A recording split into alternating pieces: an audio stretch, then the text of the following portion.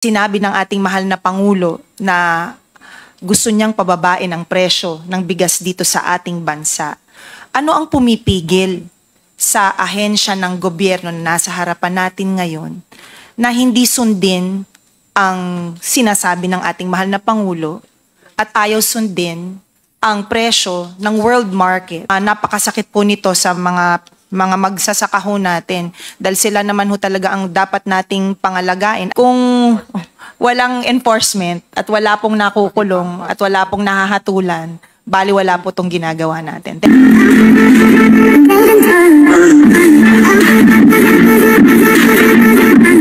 Congresswoman Revilla. Thank you very much, Mr. Chair. Magandang hapon po sa lahat po ng resource persons natin. Kanina nung pinakita po ng ating mahal na chairperson yung graph na mas mababa ang presyo ng bigas sa world market at mas mataas ang presyo ng bigas dito sa Pilipinas. At sinabi ng ating mahal na Pangulo na gusto niyang pababain ang presyo ng bigas dito sa ating bansa for the several months ago. Ano ang pumipigil sa ahensya ng gobyerno na nasa harapan natin ngayon na hindi sundin ang sinasabi ng ating mahal na Pangulo at ayaw sundin ang presyo ng world market?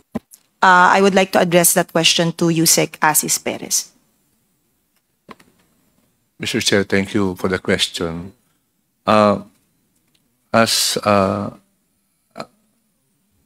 We would like to intervene in the market prices. And the way that we can legally do it is to set up Kadiwa centers all over the country para meron pong panlaban yung gobyerno sa mga matataas na presyo.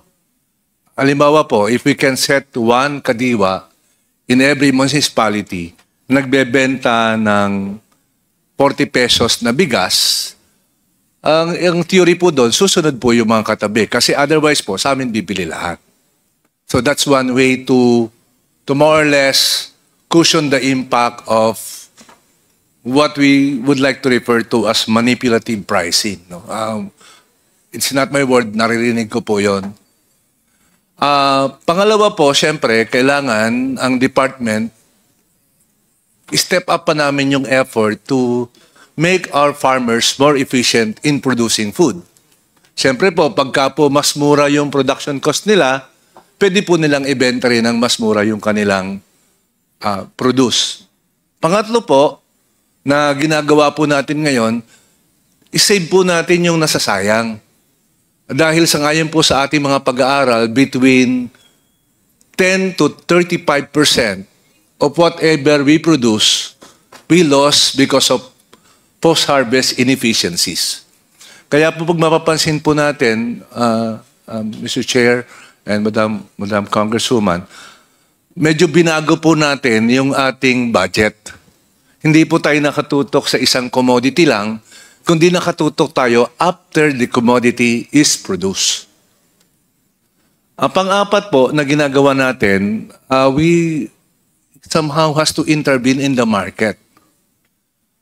In a way na hindi naman po mag-violate din ng batas na because government is not supposed to engage in trade. But we can support MSMEs, padamihin po natin sila, kaya po yung programa natin nakatutok sa value chain. Hindi lang po yung production, kundi hanggang makarating po yung ating pagkain sa ating mga consumers. And so the Secretary po has a 9-point program that we would like to implement in the next 3 years. Inaprubahan na po ito ni Pangulo, na yun po yung pamamaraan natin para ma-address po natin yung problema na ito na long term. Thank you po, Mr. Chair. Mr. Chair, nakakailang Kadiwa centers na ho kayo na regular na bukas? Kasi I understand may mga Kadiwa centers ho kayo na weekend lang or isang araw lang, 2 araw lang. Ano ho yung ilan na ho ang permanenteng Kadiwa centers nationwide? Sa ngayon po, meron pa lang tayong 118 regular centers, but we also are working on yung mga weekend centers. And eventually, our goal po is to cover the entire country. Okay. Thank you very much, Mr. Chair. May statement po kayo sa report nyo that actually report ito ng ating mahal na chairperson. Farmers are hungrier than non-farmers.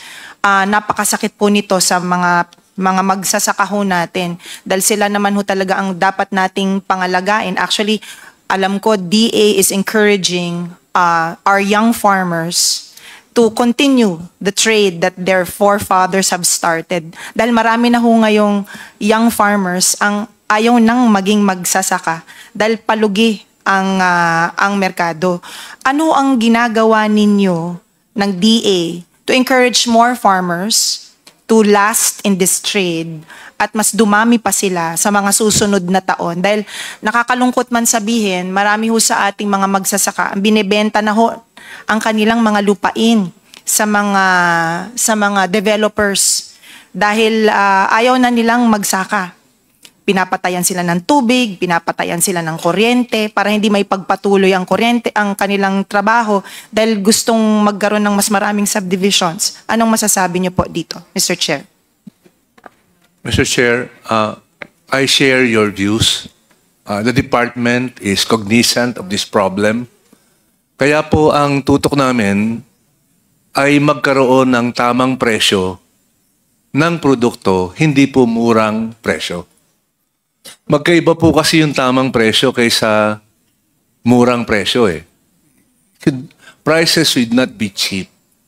It should be fair. So, each time we look at prices, we have to look at it at two levels. One is from the producer's perspective, and the other one from the consumer's perspective. When we talk about right pricing, the right pricing should happen at the level of the farm. Para po, hindi po yung mura nga po yung presyo sa farm, pero mahal naman po yung presyo sa palengke. Kasi lalabas po nun, may kumikita po sa gitna, hindi po yung farm. That is our aspiration right now.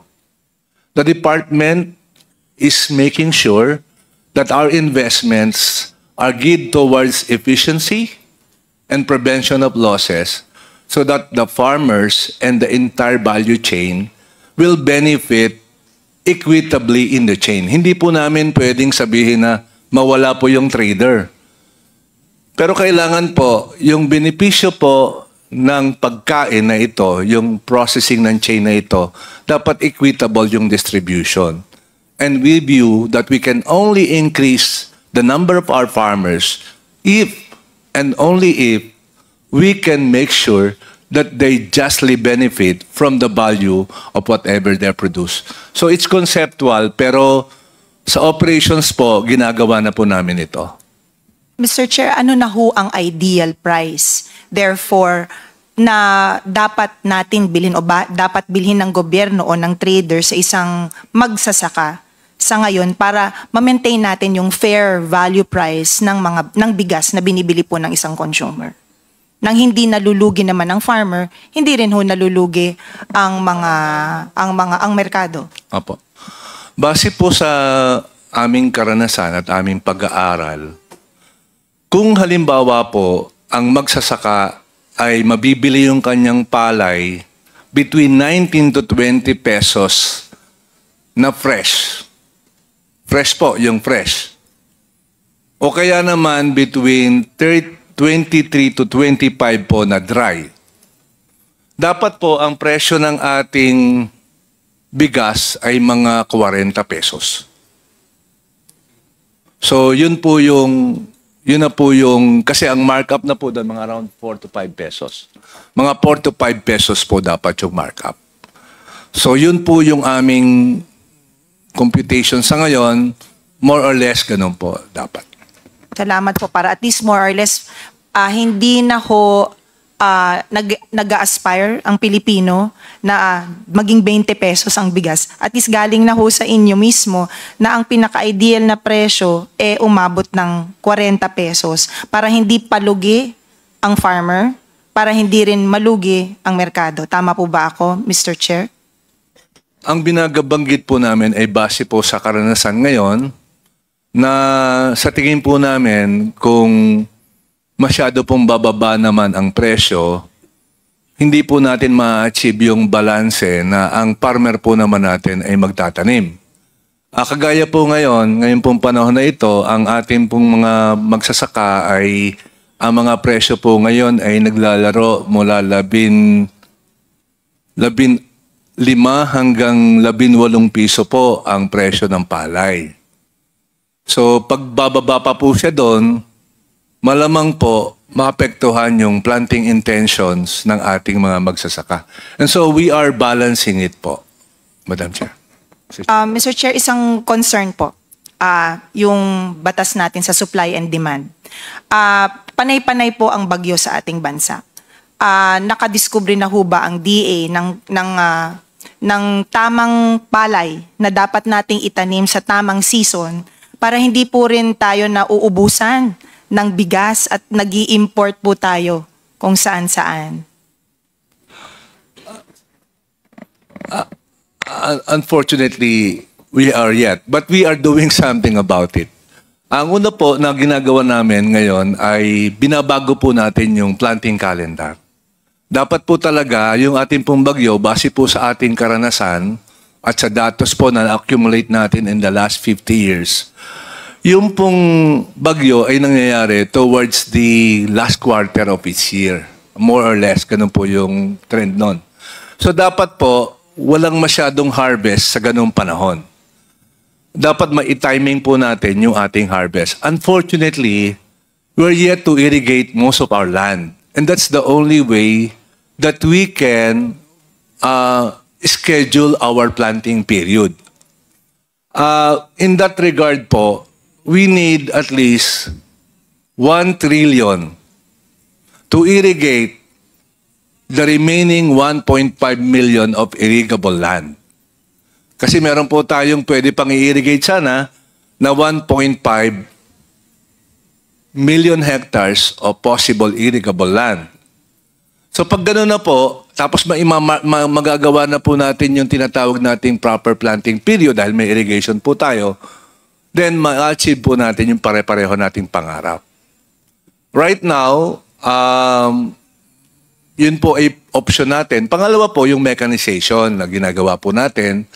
Kasi alam po natin, malaki po kasi yung labor component ng ating rice production.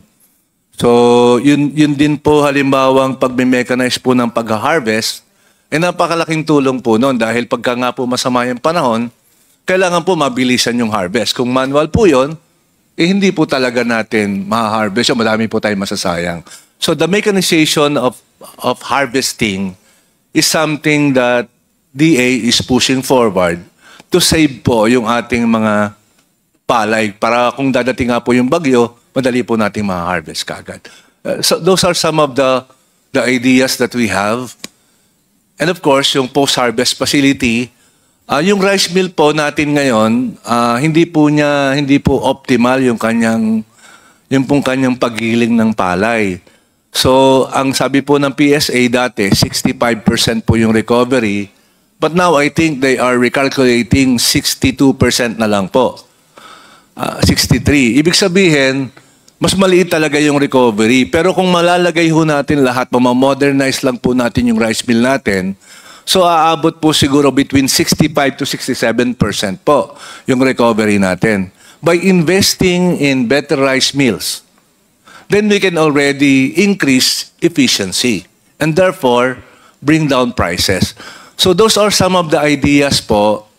And of course, yung binabanggit niyo po kanina, wala pa po tayong nadidiscover na kayang lumaban sa bagyo. Pero ang gagawin po natin, mas shorter po dapat yung planting period. Na sa halip po na 2 beses ka lang mag-ani, hanggang maari po, 2.5 times ka mag-ani. And that is a combination of technology and advancement in the seeds. And that is what we are working on po ngayon. Madam Chair. Mr. Chair, thank you. Thank you very much, Mr. Chair. Just one question na lang It's po. okay. Mr. Chair. I would like to direct, I don't know which agency should answer this. Kasi Alam ko ginagawa ng trabaho ng DA ang pagsalakay sa mga smugglers, pagpunta sa mga factories kung saan nag-hoard at kung saan may overpricing na nangyayari. But are there cases being filed against these hoarders, these smugglers? Kasi maganda ang balita minsan pumupunta kayo kasama ang law enforcement agencies, pero meron na ba tayong na napakulong, na nabigyan ng proper legal judgment on these smugglers? Carlos? Mr. Chair.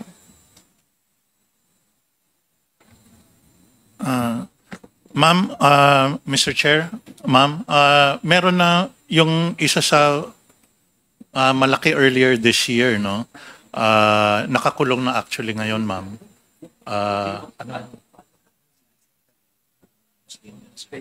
It was also a big time onion importer. Meron madami hong mga nasa rice naman na nahuhuli ang DA. But again, it's up to the regulatory agencies and the law enforcement agencies to file the case, ma'am. Do we have any representatives here coming from the Department of Justice or the PNP who you say should be the ones filing cases? May I direct the COMSEC to please include the members of the enforcement, because the DA is not part of the enforcement. The BOC is not part of the enforcement. I don't know why I was not part of this law. So it's NBI, PNP, Philippine Coast Guard, and DOF. So for some reason, the guys who should be responsible are not part of the enforcement. So, but they're part of the council. So the COMSEC is hereby directed to invite the NBI, PNP, Philippine Coast Guard, because they are responsible for the enforcement of this law. Thank you very much, Mr. Chair, for that. But DA is not. Okay. What a law.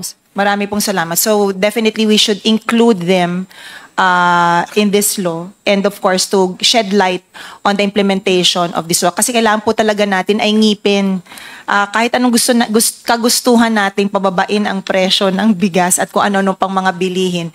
Kung walang enforcement at wala pong nakukulong at wala pong nahahatulan, baliwala po itong ginagawa natin. Thank you very much, Mr. Chair. Thank you very much for the time. Mr. Chair?